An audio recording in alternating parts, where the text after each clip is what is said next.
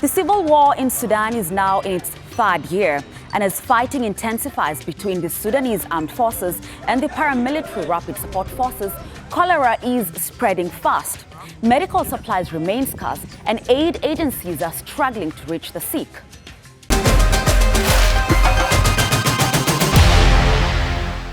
Since April 2023, when the war broke out, tens of thousands of people have been killed and millions have been uprooted from their homes. The United Nations calls it the world's largest displacement crisis. An attack in May on the Zamzam camp in North Darfur, Sudan's largest displacement camp, saw thousands of refugees trek approximately 70 kilometers to the town of Tawila. But here they face a different kind of challenge. We don't have water. We don't have anything. We don't have any services, not even toilets. We need to have toilets as our children defecate in the open. There is no medicine and the children are sick. We have nothing, no sheets, no mattresses, no furniture, absolutely nothing. Now, the country desperately needs help to stop this cholera outbreak. As health workers try to contain it, the lack of funding is hindering health services and basic resources are running short. Rumeza Chodar reports. Every passing moment for refugees in displacement camps in North Darfur is overshadowed by fear and uncertainty as cholera cases surge. Cuts to foreign aid funding have hindered the response in Darfur, forcing patients to rely on traditional methods to treat cholera. When we were forced to move again, we feared cholera and fevers. Malaria was widespread and severe. It's not the kind we knew before, but a stronger form. Still, malaria can be treated. Cholera is the difficult one, and now, thank God, the arrival of the vaccine has brought people reassurance that cholera will not spread. I have nothing at home, and no one came to me at the hospital. If I am back home, we don't have anything to eat. Only 10% of refugees in the camps have reliable access to clean water and sanitation, and that's accelerating transmission according to the Norwegian Refugee Council. And there are fears that recent flooding in different parts of the country will worsen the outbreaks of cholera and other waterborne diseases. The cholera situation in Tawila and Daba Nira is worsening, with existing treatment centers already overwhelmed. Doctors Without Borders plans to expand the Tawila Cholera Treatment Center from 160 to 200 beds, but that is already not enough due to the surging numbers. Although oral cholera vaccination campaigns have been carried out in Sudan, the vaccines needed to halt the outbreak will take time to arrive due to the ongoing rains. The campaign began on August 10 and will continue until the 19th in Khartoum. We have 8 targeted administrative units and a total of 105 health centers, both temporary and permanent. The goal is to vaccinate 155,333 children. Even though information on prevention and early treatment is also being provided across the camps, the outbreak is a clear warning sign. Without urgent support, the crisis will only worsen. Rumeza Chodar, Africa Matters. So, since the outbreak in August 2024, UNICEF data shows more than 94,000 cholera cases, with about 2,400 deaths have been reported across all Sudan states except for Central Darfur. In North Darfur, where most displacement camps are, more than 640,000 children under 5 are at risk, as many of them suffer from severe acute malnutrition. At the Tawila camp, which now hosts more than 500,000 displaced people, there are nearly 1,200 cholera cases, including an estimated 300 children. At least 20 deaths have been reported since April. Currently and over the past days, the number of cholera patients is increasing so much. In a single day, we will receive 50 or 60 patients. Now, the highly contagious disease has also spread to neighboring Chad, where hundreds of thousands of Sudanese refugees have fled to. The situation at the Dogui refugee settlement is so dire that the UNHCR has suspended the relocation of refugees to contain the outbreak. Let's hear more from Mukesh Kapila. He's a former UN Humanitarian Coordinator for Sudan. He joins me from Geneva. Thank you very much, sir, for making the time. So UNICEF says it urgently needs $30.6 million to fund its emergency cholera response. So what's the status in terms of the availability of these funds amidst donor fatigue and foreign aid cuts? I think they need at least $50 million to contain the source, the cholera epidemic at its source, which is in Darfur, spreading in the region, as you've already indicated. Of that, less than half has been funded, including for UNICEF. And what that means is that safe water, sanitation, nutritional foods, and other infrastructure that's needed is not going to be put in time, even as the rains are lashing down and the fighting is reaching a peak again. So it's really bad news with the reduction in the funding from all directions. Indeed. And so the question, what's the status in terms of the availability of are they actually available, the funds that UNICEF needs? Well, the funds are available. I think the overall Sudan appeal asked for $4 billion. Of course, only a quarter has been funded, but hundreds of millions have been given to Sudan, not enough. But I think it's a question of prioritizing existing funding and trying to get it out. I mean, dollars alone, especially transmitted through electronic systems, don't save lives. They have to be converted. Money has to be converted into goods and services on the ground. So the challenge is not just money, but it is the ability to deliver the sorts of healthcare and other support services that are needed. Indeed. And on the back of that, so how do we deliver the aid that is so desperately needed? You mentioned rain, and in fact, we're in August, which is a month that sees a lot of rain in Sudan. So we are facing adverse weather conditions, limited resources, a contagious disease. You've mentioned the resources being channeled to the proper ways. So how should Sudan, or how can it deal with all of this? Well, the first thing is that the people who are fighting, both the SAF and the RSF, they should at least have a pause for the rainy season and also reduce bureaucratic access for the UN and other aid agencies to get through. That's the most important thing that has to be done. The second thing that has to be done is that the cholera epidemic has to be controlled in situ, and it affects all states involved. So that means redeploying all logistics and transport that is available to the aid agencies and putting extra effort into safe water and sanitation supplies. Even soap is not available in these camps. And as the population is moving, of course, the cholera is going to spread all across Africa in that part of region. So I think containment is needed on the ground, and that means pause in fighting and concentrating whatever aid is available into fighting this particular outbreak. Absolutely. You say a pause in fighting. And Mr. Mukesh, we've had this conversation as many times as I can remember, and my guests always call for that, a pause in fighting, which really hasn't happened. We've talked about challenges in aid access, which all narrows down, like you said, to the two warring parties, the Sudanese Armed Forces and the paramilitary Rapid Support Forces. So because, the two have not paused this fighting like we've been calling upon them to do, just what is the role of the international community once again in putting a pause and an end to this fighting? Well, I'm afraid if people who are fighting are not wanting to stop the fighting, then I'm afraid the suffering is going to get worse and the number of deaths is going to mount. We've already had several thousand from cholera alone, let alone all the other conditions that are also multiplying. Now, the only thing the international community can do is to put real pressure on the warring sides.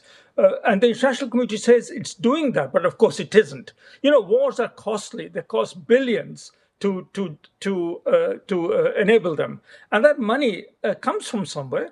It comes from, of course, Darfur's own resources, gold and so on, which are being sold in external markets. And also the weapons come from outside.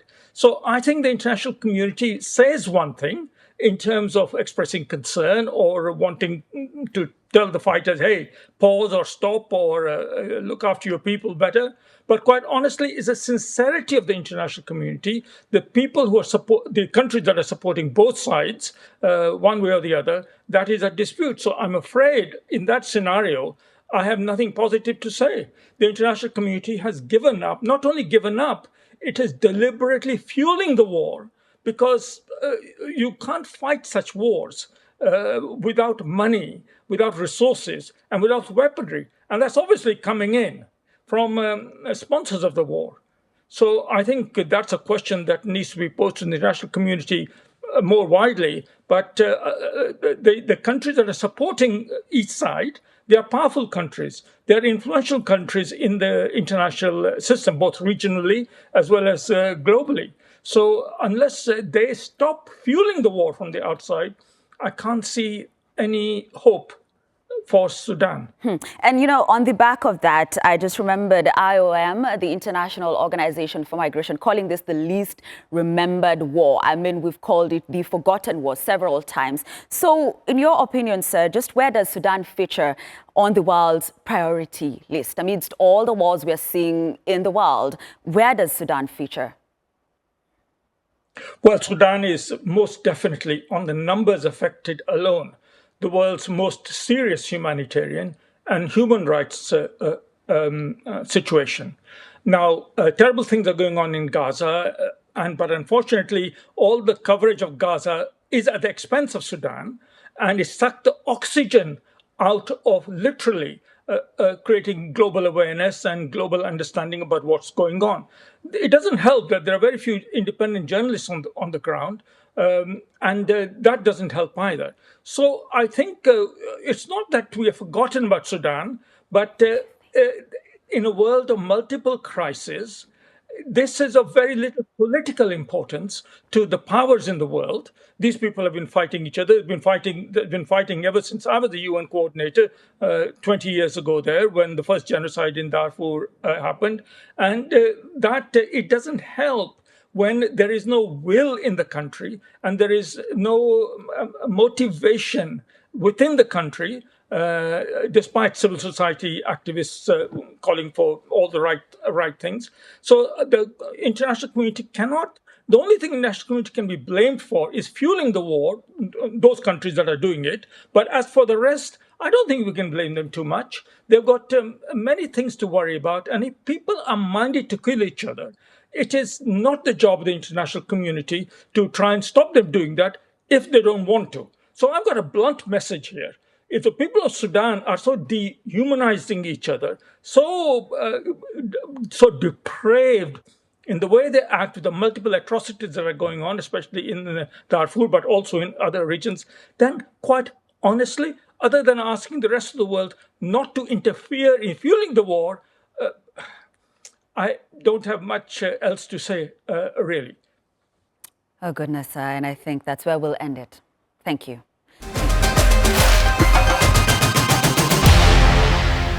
Now, a technological boost is bringing hope to learners in Somalia, especially children with special needs. The country has yet to develop a fully standardized national curriculum for students with special needs. Efforts are underway to create one. Mohammed Kahir reports from Mogadishu. Students of this Mogadishu-based school for visually impaired are among thousands expected to benefit from a tech-based initiative to improve access to education. Special needs students are said such programs will enhance learning outcomes. I've completed primary school and hope to continue into high school, but we lack essential tools like Braille-compatible tablets, which are common for students elsewhere in the world.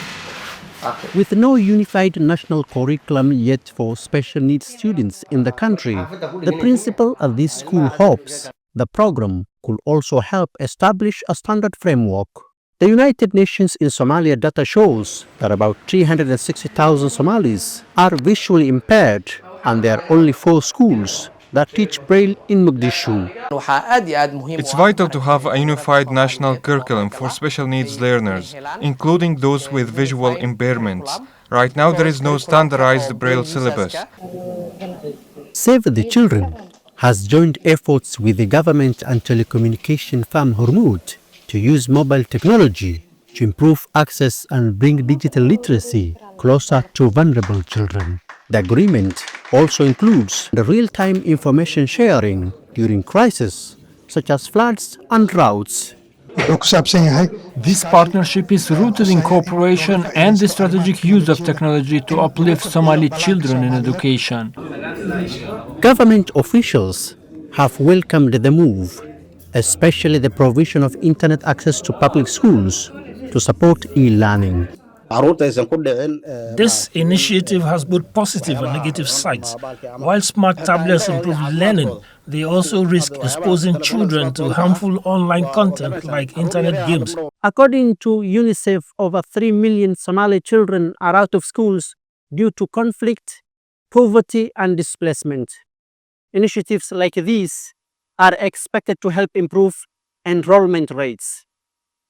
Hamid Kahir, Africa Matters, Mogadishu, Somalia.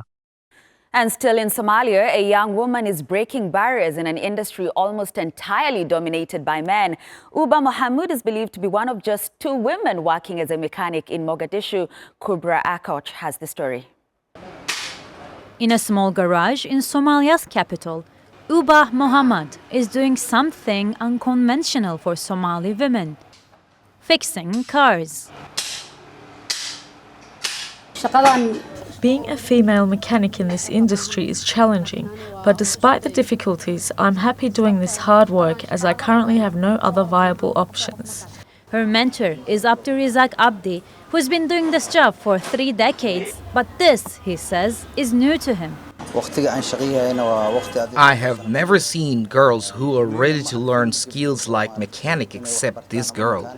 Uba says it wasn't easy to start with, from itchy, greasy hands to learning about different types of polishes, but she's nailed it.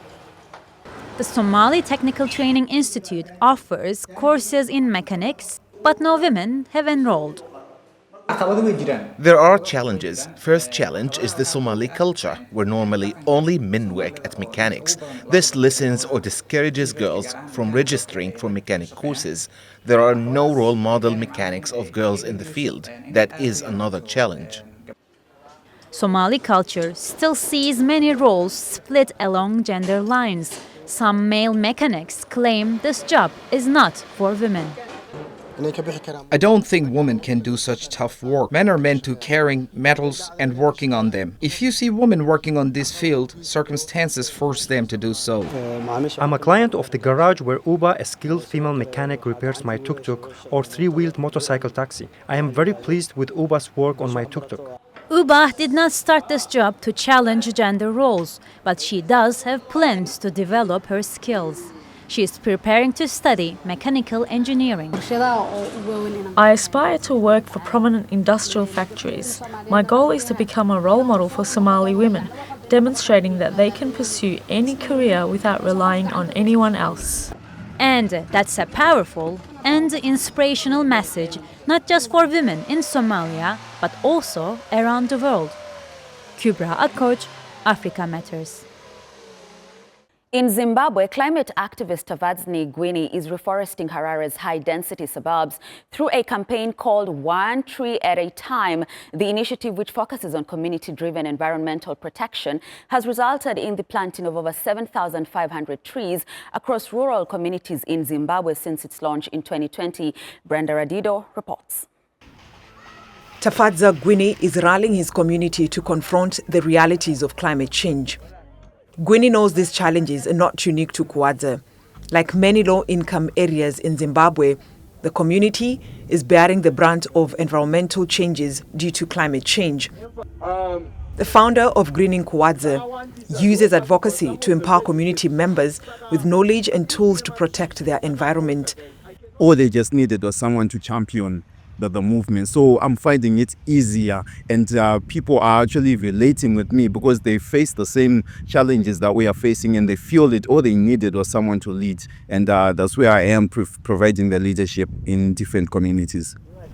His passion for climate activism was sparked during frequent journeys between Kwadza and Harare's North Green Leafy neighborhoods, where there is lower density living. The stark contrast in air quality and green spaces revealed a deep environmental inequality dividing the city. Where I come from, a high-density suburb, it felt like you are too much heat, like you are in an oven. When you go to the northern suburbs, all of a sudden the environment has changed. It's cool. It's just beautiful to be in. And I realized that the major difference was in the tree density. 10 years going backwards, this wasn't the situation, which means we have cut down a lot of trees. The One Tree at a Time campaign targets public spaces, schools and community centers. His vision for a greener Harare has gained traction. We wanted to educate the kids on how to not just plant the trees, but how to maintain the trees. What kind of nutritional value do these fruits that the trees bear? While Gwini and the community still faces many challenges, there are now spaces where young people can start enjoying the green belts they've created together in the past 5 years. Brenda Radido, Africa Matters. Girls in Kenya are also finding a sense of belonging through She Skates Kenya. It's a grassroots initiative that's helping young women shatter gender norms with kickflips. Alexandria Majala spoke to some of them in the capital, Nairobi. Despite a lack of official recognition of the sport and busy schedules, these women are finding creative ways to build an inclusive environment within Nairobi's skating scene. The male-dominated scene hasn't deterred these girls from taking up space. And that's why She Skates Kenya was started a little over a year ago. It provides resources for entry-level skateboarders. Few can afford a professional skateboard, which costs between $80 to $160. So our biggest challenge is getting the skateboards. First of all, skateboards are quite expensive, and secondly, infrastructure, whereby we lack public skate parks in Kenya, so we have to rely on private properties to give us spaces whereby we can skate. While some view it primarily as a sport or recreational activity, for these young women, it has come to mean more than that. I wanted to feel free. I wanted to be myself. That's when I found She Skates Kenya on Instagram on my suggestion. I followed and they welcomed me enough. And I think one of the reasons I wanted to be there with them was to inspire the Muslim community, the hijabi girls, to come out and, feel the freedom. It also has a sense of community. Like the people I've met while skating have become such a part of my life. And when you skate, after skating, you feel so much better. You can just have a group hug and cry and just tell guys, I'm not feeling okay, and everyone will be by your side. And it's just girls, it's a group of girls and it's so warm. Through their mission to build resilience, connect and empower each other, these young women are injecting life and energy into Nairobi's skating scene. But the Kenyan government doesn't recognize it as an official sport yet, even though many skateboarders here dream of qualifying for the Olympics one day. Alexandria Majala, Africa Matters, Nairobi, Kenya. Now, the Malian military government has started the process of returning more than 27,000 ancient manuscripts that had been smuggled out of Timbuktu to Bamako during the 2012 occupation. The return of the ancient text is a huge step in preserving and honoring the city's legacy. Brenda Radido has more. The arrival of a truck carrying ancient manuscripts at the Ahmed Baba Institute for Higher Islamic Studies and Research marks a post-liberation milestone for Timbuktu. The first batch of more than 200 crates arrived in Timbuktu, where authorities say the dry climate offers better preservation conditions than the humid capital Bamako. But to residents, the return of the manuscripts is about more than just ancient papers. They're a bridge connecting them to their rich history, culture, and centuries of knowledge that defines the identity of the community. I am very happy today because it's very good news to see the return of the manuscripts and to see that now we will be able to go to the Ahmed Baba Center and continue our research and continue to learn from our manuscripts, from the history of Africa. The treasured manuscripts, designated as part of the World Cultural Heritage by UNESCO, covers a myriad of subjects from history, geography, theology to astronomy. The return of these manuscripts today reminds us that Timbuktu, through its mosques and universities, was an open-air library dedicated to education, dissemination, and transmission of knowledge. In the name of scientific community, I make a call for unity, vigilance, and national pride. When Timbuktu fell under the control of rebels during the 2012 to 2013 conflict, manuscripts housed in the Ahmed Baba Institute for Higher Islamic Studies and Research were at risk of being destroyed. Locals and scholars used donkey carts and boats to secretly smuggle thousands of manuscripts, some dating back to the 13th century, out of the city to protect them. After years of waiting for the manuscripts' return, residents still hope the long-standing demand for the restoration of the Ahmed Baba Institute for Higher Islamic Studies and Research will also be fulfilled. Brenda Radido, Africa Matters. That's our show this week. Share your thoughts and suggestions about the stories you've seen on this episode and leave your comments on our Africa Matters YouTube page or on X. Thanks for watching, and it's goodbye from me, Grace Kuria Kanja.